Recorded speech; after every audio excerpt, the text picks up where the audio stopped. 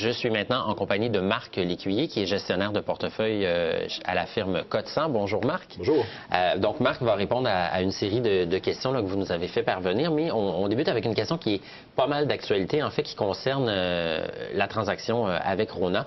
Et ce qu'on nous demande finalement, c'est qu'avec la vente de Rona, qui sera éventuellement retirée finalement de la bourse à Toronto, parce que dorénavant, les actifs vont être détenus par l'OZ, qui, elle, est transigée plutôt sur le marché américain. Donc, une fois que tout ça sera fait, on pourrait même dire à partir de maintenant, si on veut miser en bourse sur le secteur de la quincaillerie, de la rénovation, est-ce qu'il y a d'autres options? C'est ce que le téléspectateur nous demande. Oui, dans le secteur du détail, si on regarde comparativement, par exemple, de Rona, le seul autre gros joueur, c'est Home Hardware. Mais Home Hardware n'est pas coté en bourse. C'est plus une forme coopérative. Comme l'ancien Rona. Exact. Finalement. Et si on regarde plus au niveau peut-être des distributeurs, des fabricants, bien, on peut penser à Quincaillerie Richelieu. Oui, qui est une entreprise québécoise. Qui est une entreprise québécoise, qui est dans la distribution là, de matériaux de construction. À part ça, il n'y a pas grand-chose au Canada. Les investisseurs n'auront peut-être pas le choix de se tourner vers les États-Unis et acheter un des grands joueurs, là, soit justement Lowe's ou Home Depot, qui sont les deux plus gros joueurs dans le secteur du détail. Mais actuellement, compte tenu de l'écart des devises, c'est moins intéressant de le faire. Oui, c'est moins intéressant peut-être. Ouais. Et bon, ben Richelieu, on voit le graphique actuellement. Alors, l'entreprise a clôturé en progression aujourd'hui à Toronto là, de 46 cents. Mais Richelieu, c'est un fleuron un peu du Québec Inc. C'est une entreprise qui a connu un bon succès en bourse ces dernières années. Une stratégie de croissance par acquisition. Hein. On consolide un marché qui est très fragmenté.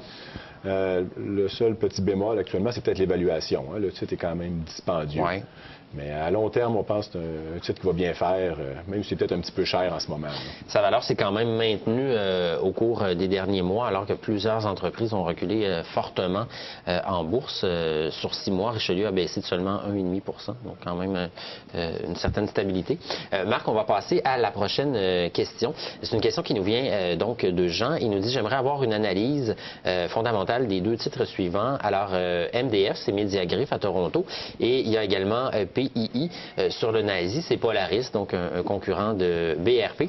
On peut peut-être commencer par Mediagriffe. Je vais aller sortir le graphique donc de Mediagriffe. Alors, l'entreprise a clôturé en progression aujourd'hui à Toronto, là, quand même de près de 5 % à 15,73 $. Marc, vous êtes penché sur l'entreprise. Oui, c'est une entreprise qui a une stratégie de croissance par acquisition. Donc, on regarde des acquisitions en ce moment. C'est certain que le marché américain, c'est peut-être un petit peu plus difficile d'accès aujourd'hui avec la devise. Hein? Contrairement, on parlait de Rona tantôt. Pour Lowe's, c'est peut-être naturel d'acheter parce que le dollar canadien est très faible, mais dans le cas de Mediagriffe, si on va acheter aux États-Unis, c'est plus difficile. Donc, l'entreprise n'a pas réalisé d'acquisition depuis presque 2 ans maintenant. Les investisseurs attendent la prochaine acquisition. Ouais. On sait qu'ils regardent, par contre, ils sont prudents.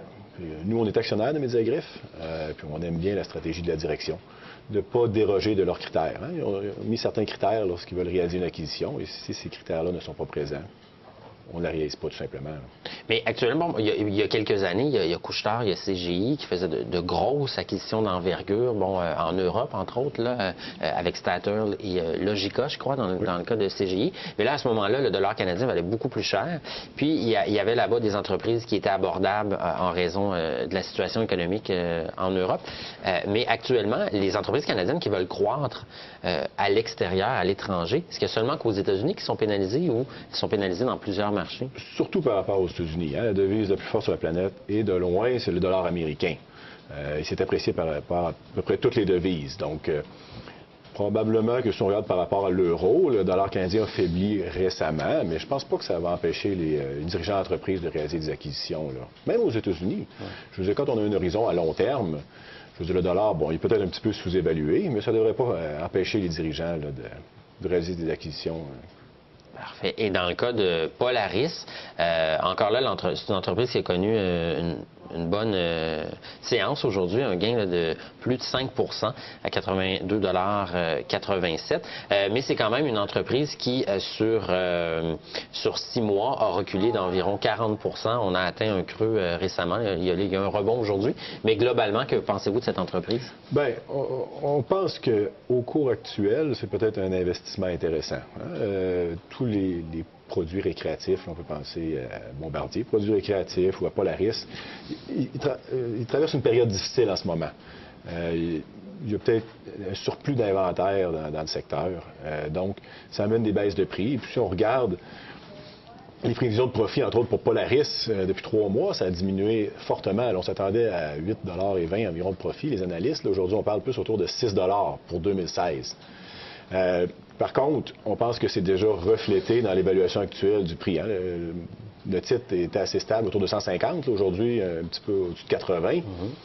C'est une entreprise qui a pas trop d'exposition à la devise. Hein, c'est une compagnie américaine, mais les ventes à l'international, ça représente 10-12 % des revenus. Donc, il n'y a pas trop de risque de ce côté-là. Donc, ils sont principalement exposés au marché américain. Exact. Et l'entreprise est en bonne santé financière. Donc, quelqu'un qui donne exposition à ce secteur-là, je pense que c'est un bon choix actuellement.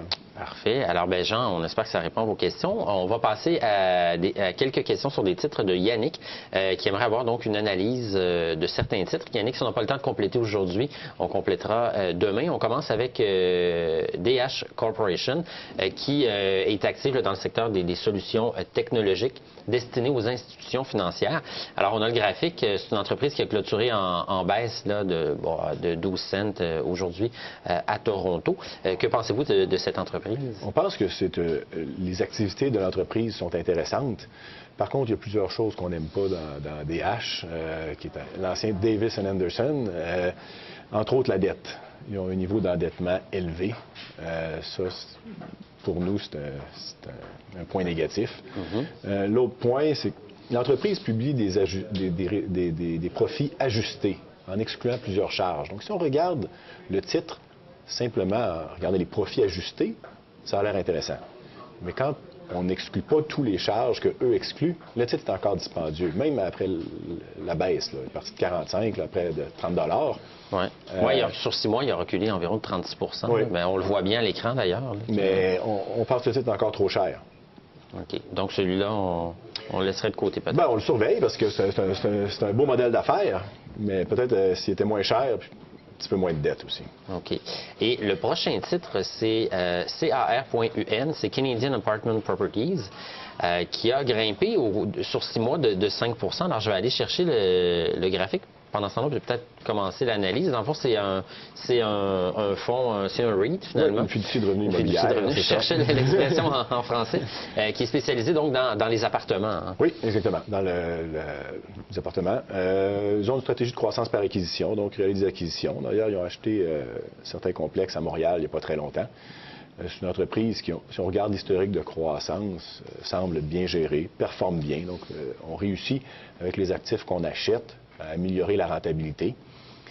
Par contre, encore là, c'est peut-être plus une question d'évaluation. Dans l'immobilier aussi, il y a des risques qu'il faut considérer. Hein. Dans le moment, entre autres, l'entreprise finance sa dette à un taux moyen de 2,4 %.